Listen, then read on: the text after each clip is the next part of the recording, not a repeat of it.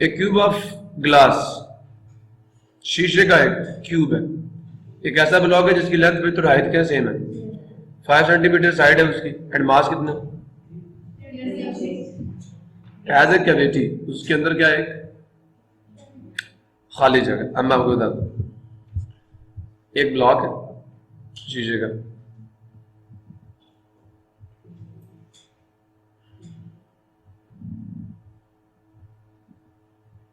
You है,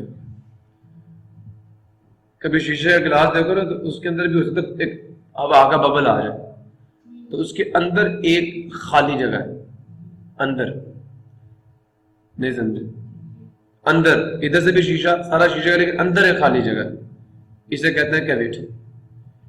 बाका दांत, दाढ़े जो है इनके अंदर सुराख हो जाते हैं, होता है ना, नहीं होता, उसको कैविटी कहते हैं। यह आपका मुंह भी एक खला है, कैविटी है, मैदा भी एक कैविटी है। If the density of glass is this, find the volume of cavity. शीशे की अगर डेंसिटी ये है, ठीक है, आप सवाल को समझो दोबारा से, एक क्यूब ऑफ कितना ग्लास 5 सेंटीमीटर, उसका मैस ये है, उसके अंदर एक कैविटी है। If the density of glass is this, volume of cavity मालूम करना, उस कैविटी का वॉल्यूम कितना होगा, बताइए मुझे, बात में समझ के मुझे बताना, गौर से सुनो दोबारा से। इसकी एक साइड की लेंथ कितनी है, 5 सेंटीमीटर, लो जी, ये भी 5 सेंटीमीटर और ये भी, क्लियर हो गया। वॉल्यूम निकाल सकते हो, डेंसिटी निकाल सकते हो, बोलते क्यों नहीं, ठीक है, अच्छा। अब जनाब अगर इसका वॉल्यूम निकाल कर आप इसको डेंसिटी से मल्टीप्लाई करें तो पूरे ब्लॉक का मैस मिलेगा, नहीं मिलेगा, लेकिन जो गिवन मैस है, जो गिवन मैस है वो इस ब्लॉक का अपना मैस है, और जो अभी मास आप निकालेंगे, गौर से सुनना, अगर इस ब्लॉक के अंदर कैविटी ना होती, खाली जगह ना होती, सारा शीशा होता, तो फिर मैं इसके मैस को इसके वॉल्यूम से मल्टीप्लाई करता, तो इसकी डेंसिटी को इसके वॉल्यूम से मल्टीप्लाई करता, तो सारे शीशे का मैस आता, कैविटी थी नहीं उसमें, समझ आया नहीं यार। अब क्योंकि इसमें कैविटी है तो जो इस ब्लॉक का मैस है जो मैं कैलकुलेट करूंगा, वो कैलकुलेटेड मास जो आपने मेजर्ड मैस उससे कम आएगा। मैं भी आपको समझाता हूं, डाटा लिखवाएं मुझे इसका, डाटा नंबर 8, वॉल्यूम क्या होगा 5 सेंटीमीटर,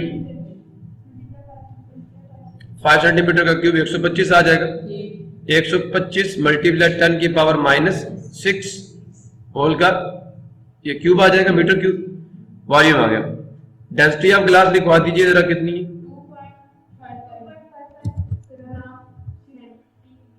ग्राम पर सेंटीमीटर क्यूब। अच्छा, तो फिर हमें यहां पे 10 की पावर -6 डालने की जरूरत है नहीं है, हम भी सेंटीमीटर क्यूब कर देते हैं, नहीं समझ आया, 125 सेंटीमीटर क्यूब। डेंसिटी देख के, वॉल्यूम देख के लिखना, अगर डेंसिटी केजी पर मीटर क्यूब में हो ना तो फिर मीटर क्यूब में कन्वर्ट कर, क्लियर हो गया। अच्छा, ये आ गया, डेंसिटी कितनी है, ग्राम पर सेंटीमीटर क्यूब, 2.55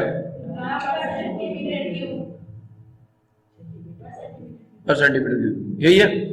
अच्छा, आगे देखो, अब उन्होंने हमें जो ब्लॉक, कैविटी वाला ब्लॉक है, ये कैविटी वाले ब्लॉक का मैस है, किसका मैस है, 306 ग्राम, इस 306 ग्राम इसका मैस है।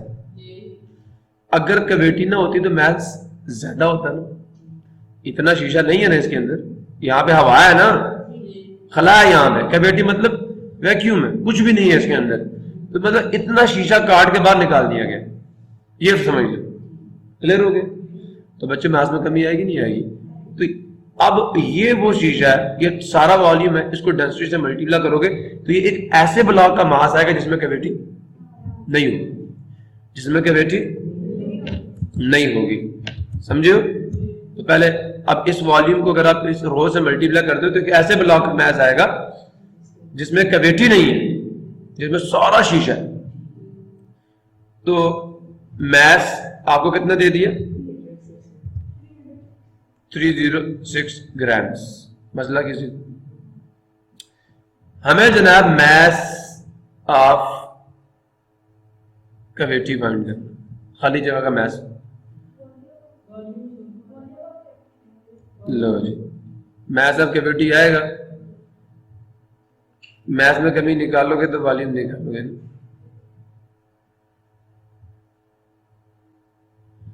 अच्छा क्या करना है? वॉल्यूम ऑफ कैविटी निकाल। कैसे निकालेंगे? V को रो से मल्टीप्लाई करेंगे, टोटल मास आएगा ऐसे ब्लॉक का जिसके अंदर कैविटी नहीं है। उस मास को क्या करेंगे? अब मैं जो फाइंड करूंगा मास ऑफ ब्लॉक विदाउट कैविटी, मुझे वो भी फाइंड करना। क्लियर हुआ? सॉल्यूशन सुनते जाएं। मास ऑफ ब्लॉक विदाउट कैविटी क्या होता है? आपको पता है डेंसिटी बराबर होती है मास बाय वॉल्यूम। मुझे क्या निकालना है? मास निकालना है। सुन रहे हो? क्या निकालना है? मास निकालना है। तो कैसे निकालूंगा? Multiply volume of the block. Clear हो गया? डेंसिटी कितनी है? 2.55 मल्टीप्लाई 125। क्लियर हो गया?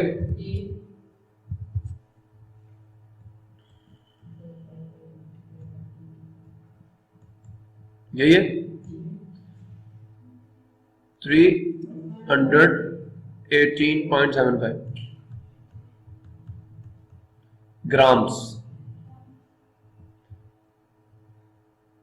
ठीक है, यही है ना। अब कैविटी वाले ब्लॉक का मास कितना? 306, इसका 380। ज्यादा है नहीं यार?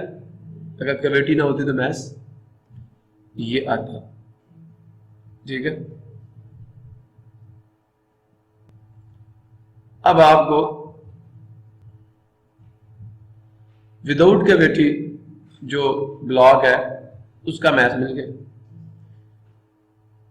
ठीक है, तो जितना मास में लॉस आएगा,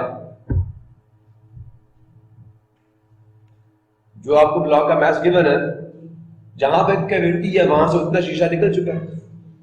नहीं समझ रहा? Loss in weight, sorry, loss in the mass of block due to cavity. खला की वजह से ब्लॉक के मास में कितना लॉस आया, वो लॉस जो है, वो बात सुन रहे हो जी? मेरे सुन रहे, वो कैलकुलेट कर लो, फिर क्या होगा? फिर क्या होगा? इसका मतलब यह है कि वहां पे वो जो कैविटी है उसके अंदर कितना शीशा गायब है, आप कैलकुलेट कर सकते हैं। डेंसिटी मुझे पता है, मास मुझे पता चल चुका कितना शीशा गायब हो गया कैविटी की वजह से। कैविटी का मतलब ये खाली है। ठीक है, तो मैं यहां पे क्या लिखूंगा? मास ऑफ द ग्लास,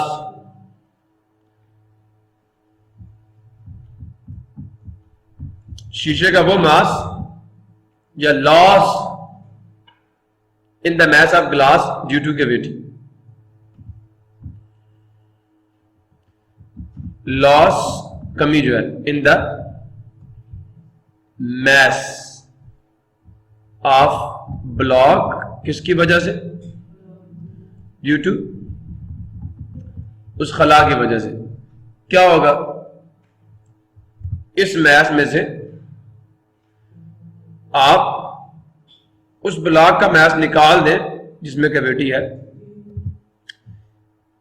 जो ब्लॉक के मास में कमी आई है कैविटी की वजह से, वो कैसे पता चलेगी? मास of block without cavity minus mass of block with cavity।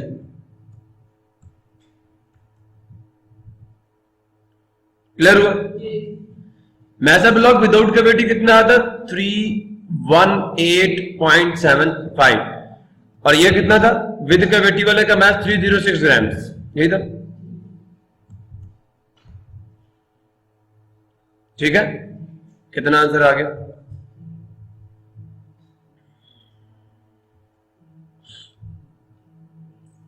और भाई दे दो 318.75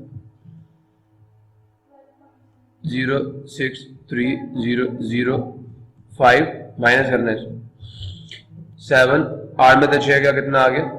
2 12.75 ग्राम्स। ये कैविटी की वजह से, जब कैविटी आई है तो उतना शीशा वहां से क्या हो चुका है? गायब हो गया। कैविटी इसलिए बनी है कि शीशा वहां से क्या हुआ? गायब हुआ। तो लॉस ऑफ वो सारा लिख देना, loss in the mass of block due to cavity. इतना शीशा गायब हो चुका है तो तभी कैविटी बनेगी। कैविटी किसको शो कर रही है? एब्सेंस ऑफ ग्लास को। वहां पे शीशा नहीं है, गायब हो गया तो मास में कमी आ गई, कैविटी बन गई, खला बन गया। जैसे ये शीशे का ग्लास, ये एक ब्लॉक है शीशे का, लेकिन इसके अंदर क्या है? कैविटी है, तो वहां से शीशा गायब हुआ हुआ। अब कितना, पहले आप समझे ये फुल शीशे का बना हुआ है। इसके वॉल्यूम से जब आप इसकी डेंसिटी को मल्टीप्लाई करेंगे तो जो आपके पास मास आएगा वो ऐसे ग्लास का आएगा जिसके अंदर तक हर जगह पे शीशा लगा हुआ, खला नहीं है उसके अंदर। फिर आप इस ग्लास का मास निकालो। समझ आया नहीं यार? जो आपने कैलकुलेट किया उसमें से इसको माइनस कर दे, तो जो कैविटी है, ठीक है, उसकी वजह से मास में कितना लॉस आया आपको पता चल जाएगा। अब इसके अंदर अगर गौर से सुनना, इतना मास डाल दिया जाए जो कि लॉस आया, ये लॉस, इतना मास डाल दिया जाए तो कैविटी भर जाएगी नहीं भर जाएगी? तो टोटल वॉल्यूम किसके बराबर आ जाएगा? विदाउट कैविटी के बराबर आ जाएगा। नहीं समझे भी मेरी बात? ये वो ग्लास है जो ब्लॉक के अंदर से निकल चुका और वहां कैविटी बन चुकी है। अब मैंने ये पता करना कि इस ग्लास का वॉल्यूम क्या है। अगर शीशे का मास क्या हो, ये हो, तो उसका वॉल्यूम क्या, और वही वॉल्यूम किसका होगा? कैविटी का होगा। जो शीशा वहां से गायब हो चुका है, बात नहीं समझे मेरी? पहले loss in the mass due to cavity find किया, अब जो loss in the mass due to cavity है, सुन रहे हो?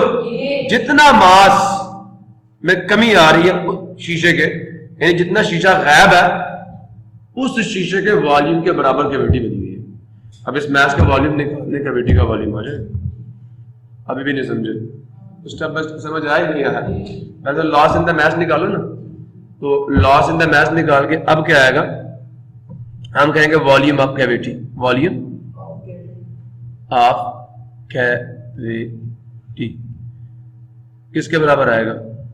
हमें पता है डेंसिटी बराबर होती है मास बाय, मैंने वॉल्यूम निकालना है, वॉल्यूम ऊपर डेंसिटी नीचे, lost mass of glass divided by density of glass. समझियो जनाबे अली, लास्ट मास कितना आया? 12.75 ग्राम्स। डेंसिटी कितनी आई थी? बोलते नहीं हो, 2.55। डेंसिटी वही यूज होगी, अल्लाह वालों।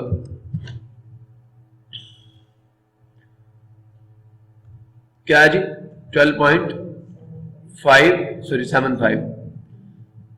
75 डिवाइडेड बाय 2.55 जनाब 5 सेंटीमीटर क्यूब उस गिलास का मैस है जिससे आप हाथ धो चुके हैं। ये वो वॉल्यूम है, इस वॉल्यूम के बराबर शीशा गायब हो चुका है। उसका मैस भी आपने निकाल लिया, कितना शीशा गायब हुआ, उसका क्या वॉल्यूम है, दोनों चीजें पता चल गई।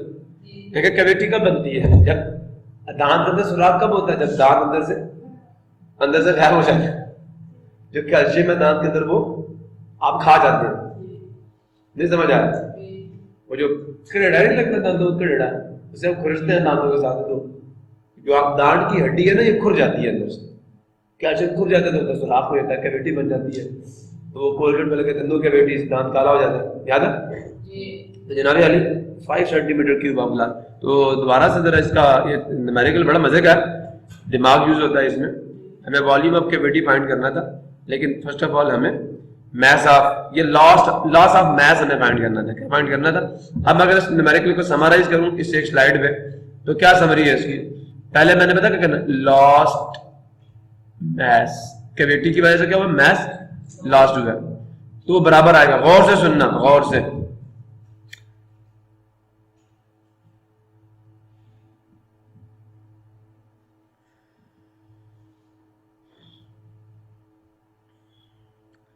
mass of block without cavity, और उसे माइनस करना mass of block with cavity। अब जनाब ये तो मैस आपको गिवन है, और ये जो mass of block without cavity वो क्या होगा, रो मल्टीप्लाई वी के बराबर होगा, और माइनस इसमें से कहा देना 306 ग्राम। ये कितना आता है, 318.75 माइनस 306, ऐसा ही था। ये लॉस्ट मैस है, मैस लॉस्ट, क्लियर होगा? अब जो वॉल्यूम ऑफ कैविटी होगा, वॉल्यूम ऑफ कैविटी वो बराबर आ जाएगा mass lost divided by density of glass. तो वॉल्यूम ऑफ कैविटी आपके पास आ जाएगा। इसको और शॉर्ट कर देते हैं, ये लो, वॉल्यूम ऑफ कैविटी बराबर होगा लॉस्ट मैस के, और वो क्या है, mass of block without cavity, ऐसा ही है, minus mass of block with cavity divided by density of, यही करना ना, और क्या करना। तो ये कितना आता है, 318.75 minus 306 divided by 2.55 volume of cavity. This is 12.7, 2.55. The result is 5 centimetre cube. आप ऐसे भी कर सकते हैं, जब बच्चा समझदार हो जाता है ना, तो फिर वो शॉर्ट काम करता है, लंबे रास्तों पे नहीं चलता। मैं समझता हूँ मेरे बच्चे समझदार हो चुके हैं, 3 स्टेप्स ही काफी है, ज्यादा लंबे रास्तों में जाने की जरूरत है, it is the wastage of time. वो मैंने कर दिया एक दफा, आपने अब नहीं करना। क्लियर हो गया? 7.9 an object has a weight 80 newton. सुन लिया? हवा में कौन सा फार्मूला यूज है, खुद बताओ। डेंसिटी कैलकुलेशन वाला याद है? हवा में उसका वेट ये, इस weight found to be 11.4 newton when immersed in the water. Loss in weight buoyant force होगी, ठीक है। When immersed in water, calculate the density. Can you guess the material of the object? Yes, we can guess. But first of all, we will have to calculate the density. Let us start the work. Data number 9. बोलो। Data number 9 पक्का ना? कच्चा कच्चा तो नहीं बोल रहे?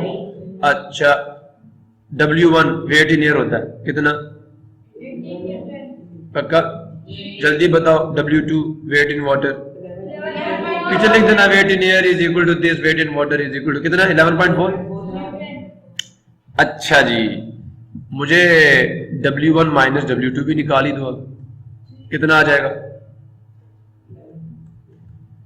18 minus 11 4 4 है। 10 में से 4 गया 6, 7 में से 1 गया 7 में से 1 गया 6, 16 पॉइंट नहीं जी 6.66 आएगा, कौन चला गया, तो 6.66 न्यूटन। क्लियर हो गया। डेंसिटी ऑफ वाटर कितनी होती है, क्या 1000 क्या kg पर मीटर क्यूब। क्या हो गया तुम लोगों को, डेंसिटी ऑफ द मेटल हमने फाइंड करनी है। लो जी सॉल्यूशन आ गया जी। सॉल्यूशन क्या है, सॉल्यूशन ये है कि डेंसिटी जो होगी वो बराबर होगी W1 multiply density of the water divided by, बोल लो है, बिल्कुल सही कह रहे हो, बोयेंट फोर्स। ये बोयेंट फोर्स है ना, लॉस इन वेट बोयेंट फोर्स के बराबर होता है भाई साहब। W1 था 18, चलो जी ऊपर आ गया 1000, नीचे क्या आ गया 6 नहीं समझे, लॉजिक कैलकुलेटर आ गया। ऊपर क्या था 18,000, ऐसा ही है। इसको कर लेते हैं डिवाइड 6.6 है? क्या हो गया, अच्छा आंसर कह रही है ये 27.27 वाह वाह,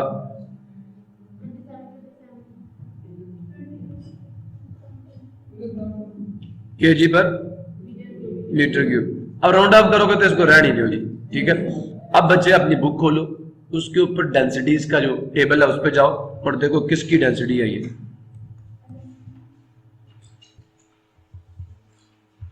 ये देखो एल्यूमिनियम की डेंसिटी है 27, ये 20, तो फिर एल्यूमिनियम ही है ये, ठीक है। तो आपने कहना है this is aluminium because it is its density. Material का मतलब पता चल गया। चलो जी मैं वापस अमेरिकन पे जाऊं, समझ आया या नहीं आया। It is aluminium. सुनो, a solid block of wood, solid का मतलब अंदर से भरा हुआ, और डेंसिटी ये आ गई उसकी, वेट उसका ये दे दिया इन एयर, ठीक है। Determine volume of the block, तो वेट दे दिया ना, मास निकाल सकते हो, इसको जी से डिवाइड करो, इसका मास आ जाएगा। Volume of the block immersed when, अच्छा वॉल्यूम निकाल लें, the block immersed when placed freely in a liquid of density. ये क्या कह रहे हैं, वॉल्यूम ऑफ ब्लॉक निकाल ली है, the volume of block immersed, डूबे हुए block, the volume of block immersed. अच्छा ये भी ठीक है, ये भी ठीक है। अब बताओ कैसे निकालोगे, भाई बताओ कैसे निकालोगे।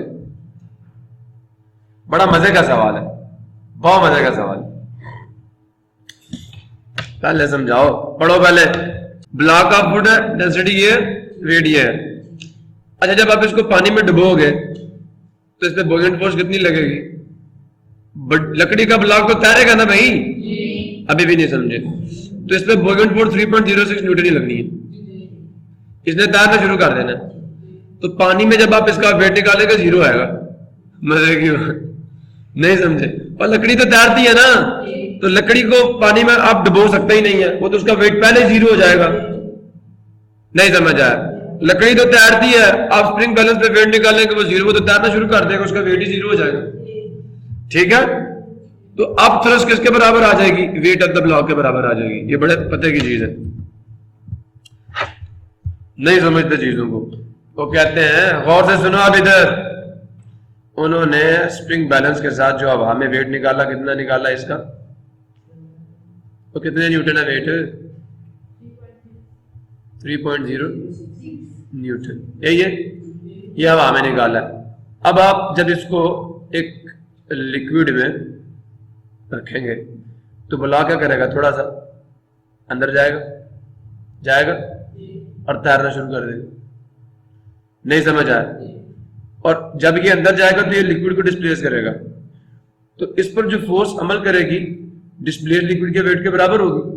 और जब ये तैयार होगा तो इसका वेट, किसका, ब्लॉक का वेट, ये जो हवा में है 3.06 Newton.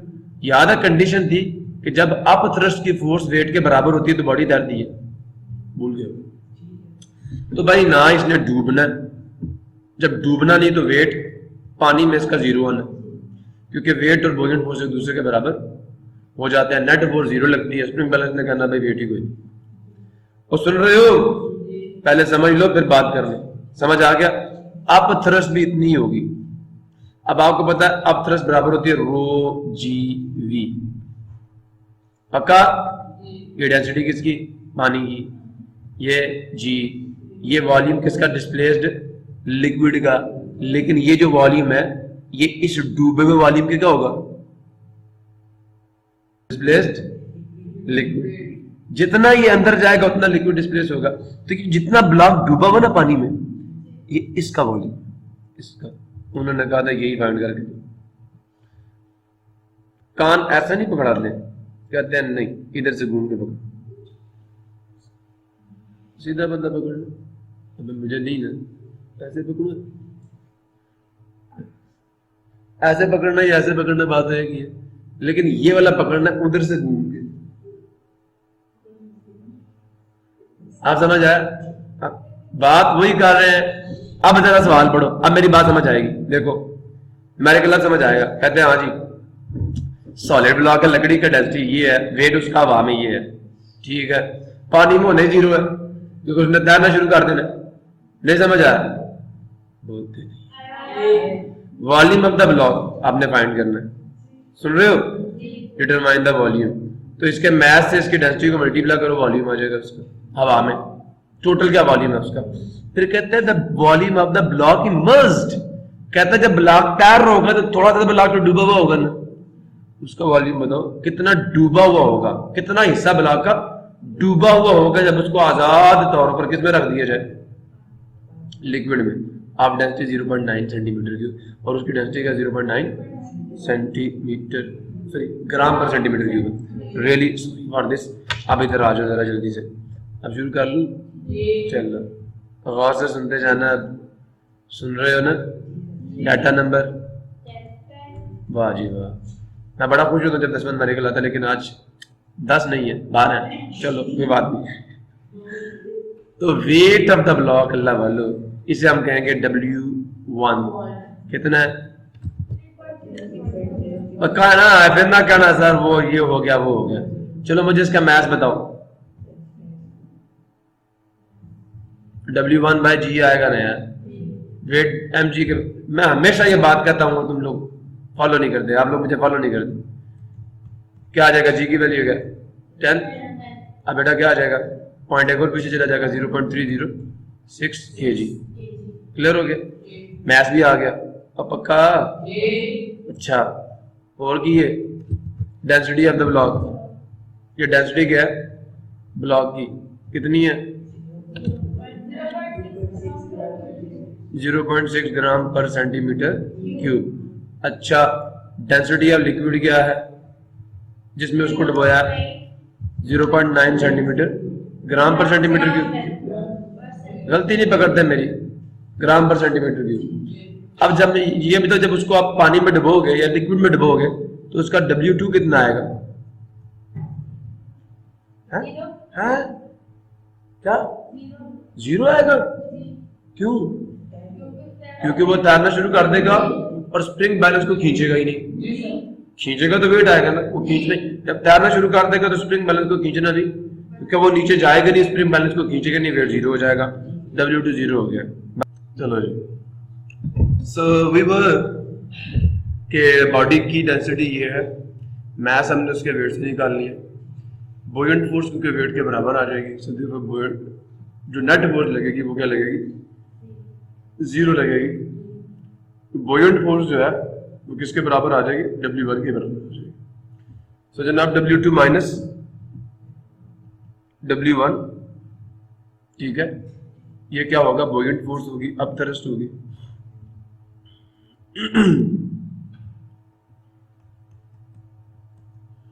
W1 minus W2, and this is 3.06 minus 0, 3.06 Newton, and now the required is we have to find out the volume.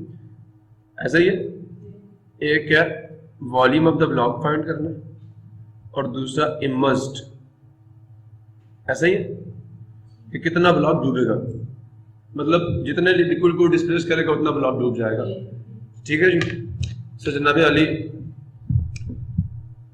Solution is started from here. जो हमें डेंसिटी का फार्मूला पता है कि डेंसिटी बराबर होती है mass by volume. So from here we will have what, यहाँ से हमारे पास जो कंक्लूजन निकलेगा वो ये निकलेगा कि अल्लाह वालो वॉल्यूम बराबर आ जाएगा किसके, yes, volume of the block is equal to mass of block divided by density of block. So volume of block is, mass क्या था उसका 0.306 divided by density of block कितनी थी 0.6। So when we will divide this by 0.6 we will have 0.306 divided by 0.6, 0.51, ऐसा ही है। अच्छा, अब centimetre cube में थी डेंसिटी है ना, ग्राम पर सेंटीमीटर क्यूब। ओ भाई हाँ ठीक है, मेरे से गलती हुई है, पता है वो क्या, मैंने मैथ किस में लिखा ऊपर, केजी में, ठीक है, और डेंसिटी मैंने कौन सी यूज की है, ग्राम पर सेंटीमीटर क्यूब वाली। अब ये यूनिट्स का झगड़ा देखना, अब क्योंकि डेंसिटी में मास ग्राम में है तो मुझे इसको भी किसमें चेंज करना पड़ेगा, ग्राम में। तो किलो से मल्टीप्लाई करो तो क्या आ जाएगा 0.306 multiply 10 raise to the power 3 gram का आ जाएगा। चलो जी, तो मैं मल्टीप्लाई 10 की पावर 3 करता हूँ, मल्टीप्लाई 10 की पावर 3 करता हूँ, वॉल्यूम ऑफ द ब्लॉक आ जाएगा। क्लियर हो गया। So this is 510 centimetre cube. अब ठीक आ गया या अब भी नहीं आया ठीक, तो बच्चों को कन्वर्जन नहीं हुई थी इस वजह से। तो जब भी वैल्यूज पुट करें यूनिट्स देख लिया करें। अब जी मर्ज्ड जो आपका ब्लॉक है हमने उसका वॉल्यूम निकालना है, ये हमारा एम। क्यों, जब मैं लिक्विड में ब्लॉक को रखूंगा तो ब्लॉक थोड़ा सा अंदर जाएगा और लिक्विड को डिस्प्लेस करेगा, और वो डिस्प्लेस लिक्विड अपने वेट के बराबर इस पर बोयेंट फोर्स लगाएगा, सही। तो ब्लॉक थोड़ी ही देर के बाद तैरना शुरू कर देगा, मजीद अंदर जाने की उसको जरूरत नहीं पड़ेगी।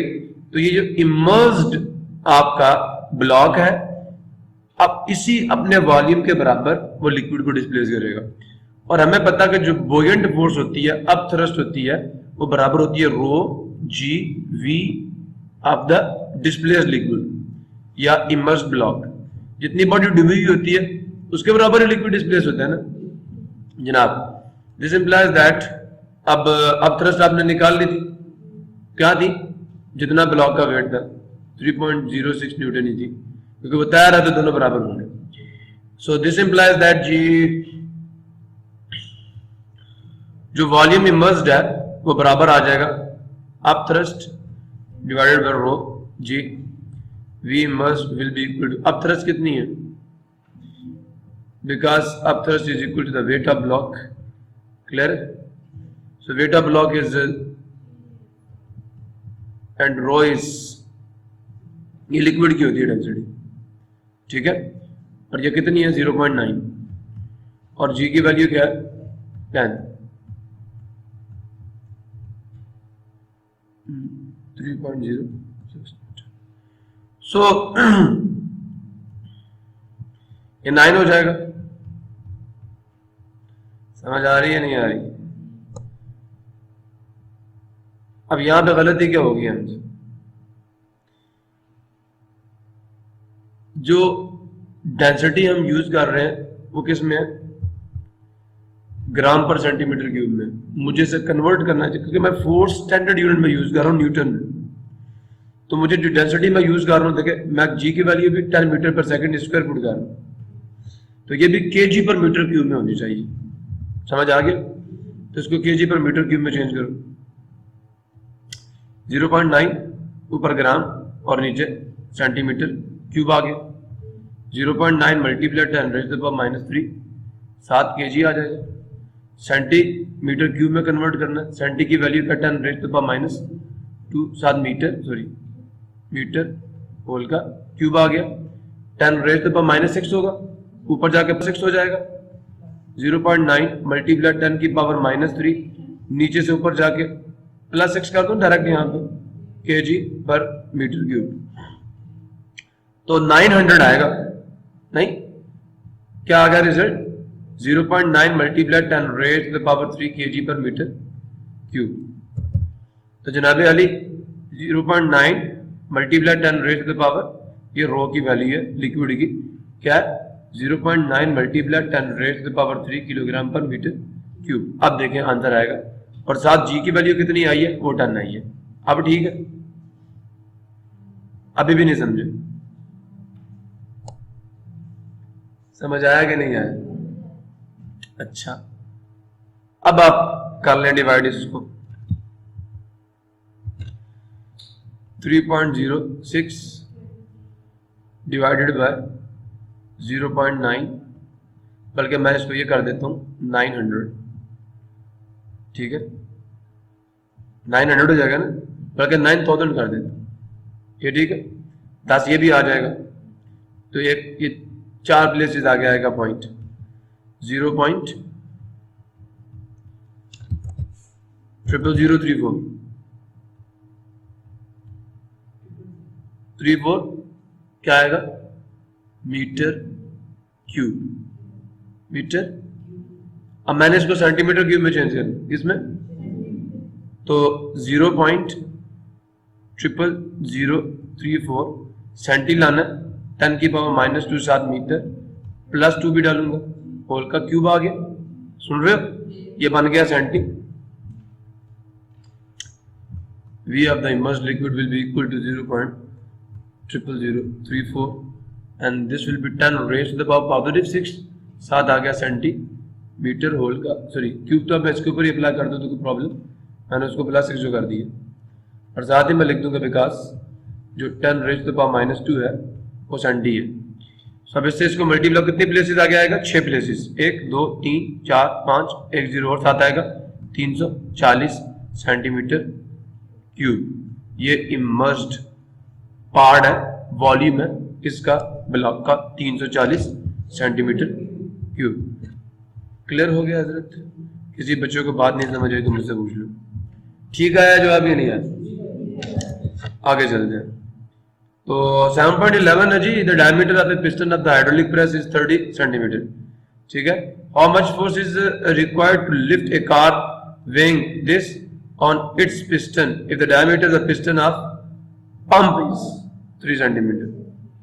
ये पंप जिसके ऊपर आप फोर्स लगाएंगे, जिसके ऊपर आप फोर्स, ये छोटा पिस्टन है, ये बड़ा पिस्टन, और इसके ऊपर आपने क्या कार उठानी है, ठीक है? तो जनाब डाटा नंबर 11,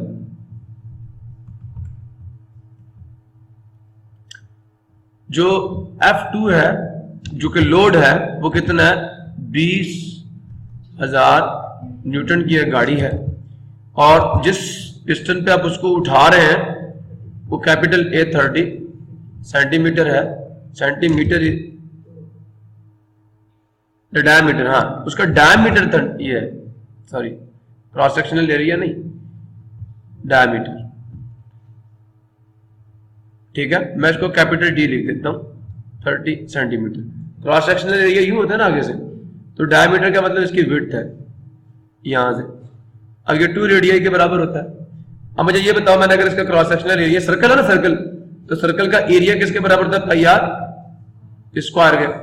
अब मुझे तो डायमीटर दे दिया, तो रेडियस किसके बराबर होता है? Diameter divided by 2। पुट करोगे तो पाई d बाय 2 होल का स्क्वायर आ जाएगा। स्क्वायर अप्लाई करोगे तो पाई d स्क्वायर डिवाइडेड बाय 4।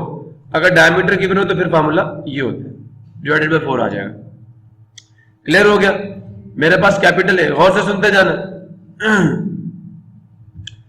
बराबर आ जाएगा पाई, ठीक है, d square divided bye 4। Clear हुआ या नहीं? समझ आया नहीं यार?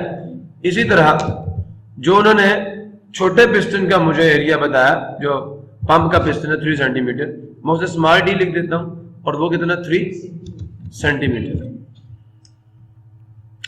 तो जो उसका स्मॉल ए आएगा वो pi small D square divided bye 4 आ जाएगा। और मुझे F1 फाइंड करनी है कि मुझे छोटे पिस्टन या पिस्टन आप पंप पे कितनी फोर्स लगानी पड़ेगी कि मैं कार को ऊपर उठा सकूं। किसी को मसला हो, समझ आ गया या नहीं आया? अब अल्लाह वालों बात गौर से सुनते जाना। मुझे F1 फाइंड करनी है। सॉल्यूशन बाय द प्रिंसिपल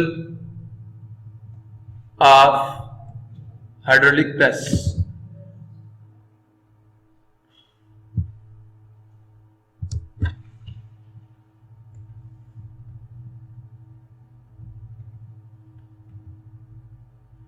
क्या कहता है उसका प्रिंसिपल?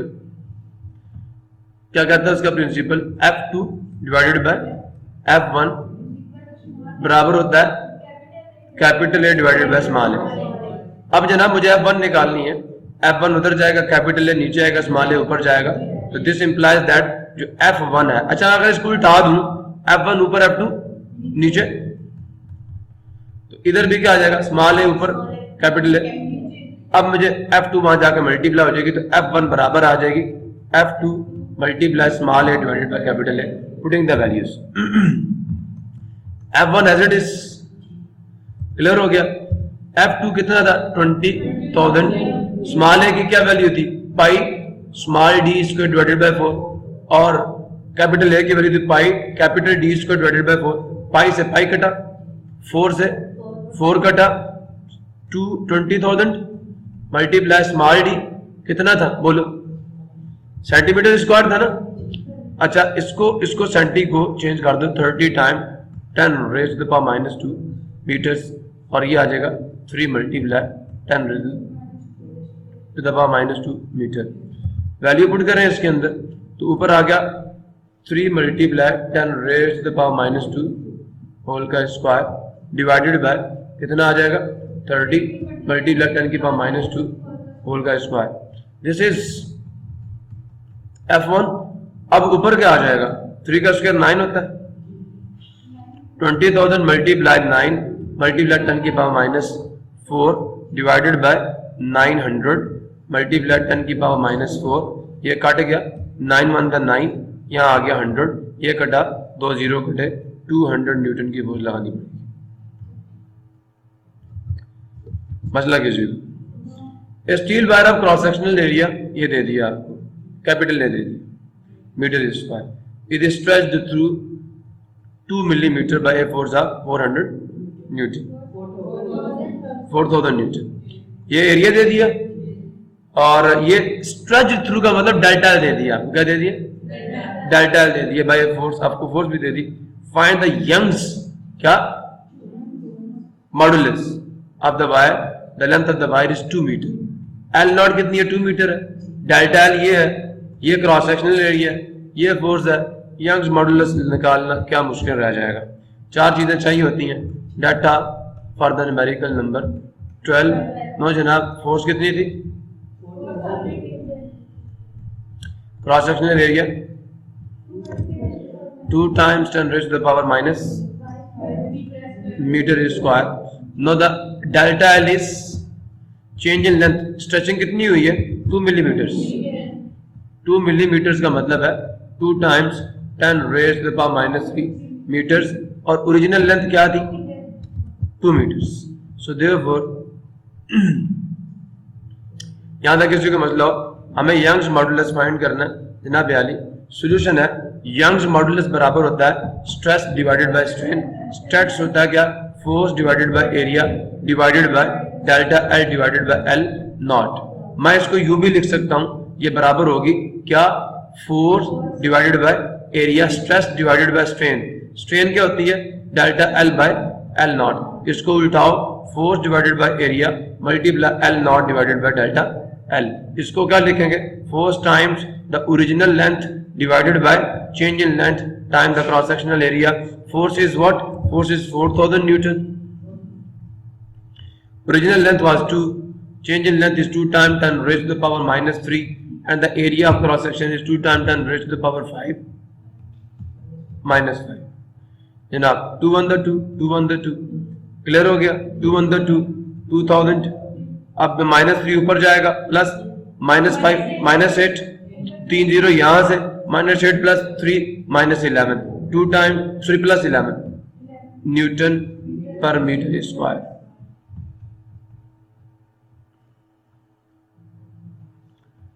बच्चों इसी के साथ आज का लेक्चर हम क्लोज करते हैं, मिलेंगे इंशाल्लाह।